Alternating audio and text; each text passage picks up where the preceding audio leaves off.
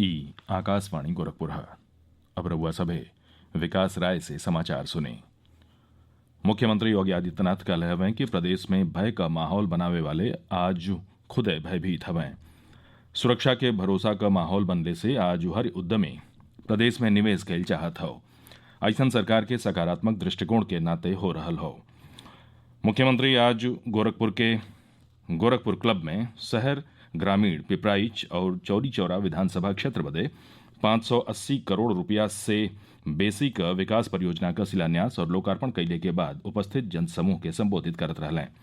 वहां के कहलें कि कब्बो पिछड़ा कहल जाए वाला पूर्वी उत्तर प्रदेश विकास कार्यान क प्रतिस्पर्धा में खड़ा हो गईल हो। एकरे खातिर सरकार प्रतिबद्ध होके कार्य कह रही हो। कोरोना पर नियंत्रण बदे प्रधानमंत्री नरेंद्र मोदी का प्रशंसा करत मुख्यमंत्री कहलें कि उनके कुशल अगुवाई में भारत दुनिया का ऐसा पहला देश बन गईल हो जहां 2 कोरोना वैक्सीन बनौले में सफलता मिल चुकली हो।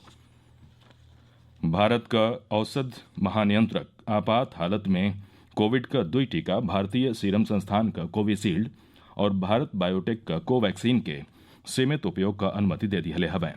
भारत का औषधि महानियंत्रक वीजी सोमानी आज यह दोनों टीकन के अनुमति देवे का घोषणा कैलें। औषधि महानियंत्रक बतौलें कि दोनों टीकन के आपात उपयोग का विशेषज्ञ समिति के सिफारिश के बाद केंद्रीय औषधि मानक नियंत्रण संगठन मंजूरी दे दी हलस।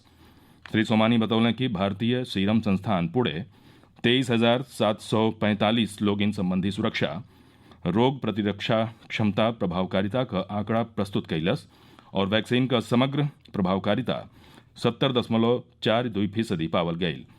एकरे अलावा संस्थान के देश में 1,600 लोगिन पर चरण 2 और 3 के नैदानिक परीक्षण कैलहू का अनुमति दिहल गई। श्री सोमानी बतौलें कि संस्थान की ओर से प्रस्तुत कैल गई परीक्षण के आंकड़ा का तुलना विदेशन में भइल नैदानिक अध्ययन से कैल जा सकेले। विस्तार से विचार विमर्श के बाद यह विषय से संबंधित विशेषज्ञ समिति कुछ नियामक शर्तन के अधीन आपात हालत में इनके सीमित उपयोग का अनुमति दिहलस। श्री सोमानी बतौलें कि संस्थान की ओर से देश में चलावल जा रहल नैदानिक परीक्षण जारी रही। प्रधानमंत्री नरेंद्र मोदी कहले हवें कि भारतीय सीरम संस्थान और भारत बायोटेक का वैक्सीन के मंजूरी मिलने से देश के तेजी से कोरोना मुक्त बनौले में मदद मिली। ट्वीट संदेशा में वहां के देशवासियन और वैज्ञानिकन के बधाई देत कहली कि कोरोना के विरुद्ध संघर्ष में ई एगो निर्णायक मोड़ हो। प्रधानमंत्री कहलें कि भारत में बनल 2 वैक्सीन के आपातकालीन उपयोग का अनुमति हर भारतीय बदे गर्व का विषय हो। वहां के कहली कि ऐसे आत्मनिर्भर भारत का सपना साकार कैले में हमारे वैज्ञानिकन के योगदान का पता चलेला।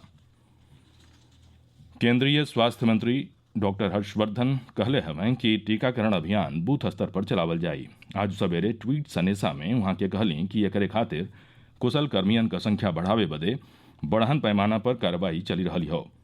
वहां के बतौली कि टीका लगावे वाले लोगन के प्रशिक्षित कैल गयल हो। देश में कोरोना से स्वस्थ भइले का दर बढ़ के 96.16% हो गई हो। काल 20,963 रोगी कोरोना से मुक्त भइलें। एक सतही संक्रमण मुक्त होके वालन का संख्या बढ़ के 99,27,310 हो गई हो। फिलहाल 2,43,220 रोगियन का इलाज चल रहा हो। पिछला 24 घंटा में 18,177 लोगन में संक्रमण का पता चलल। एक सतही देश में कुल रोगियन का संख्या बढ़ के 1,03,00,000 से बेसी हो गई हो। कोविड से मरे वालन का संख्या लगातार कम हो रही हो। फिलहाल भारत में कोरोना से मरे वालन का दर 1.4% हो, जवन विश्व में सबसे कम हो। पिछला 24 घंटा में कोविड से 217 लोगन का मौत भइल हो। देश में अबले 1,49,433 रोगियन का कोरोना से मौत भइल हो। गाजियाबाद का मुरादनगर में आज स्मशान घाट परिसर में छत गिरले से 12 जने का मौत हो गई आ 28 जने और घायल हो गई। ओइजा के जिलाधिकारी बतौलें कि आज अनमुनरवे से हो रहल तेज बरखा के नाते मुरादनगर में बम्बा राही पर स्मशान घाट परिसर में छत और दीवाल ढह गई।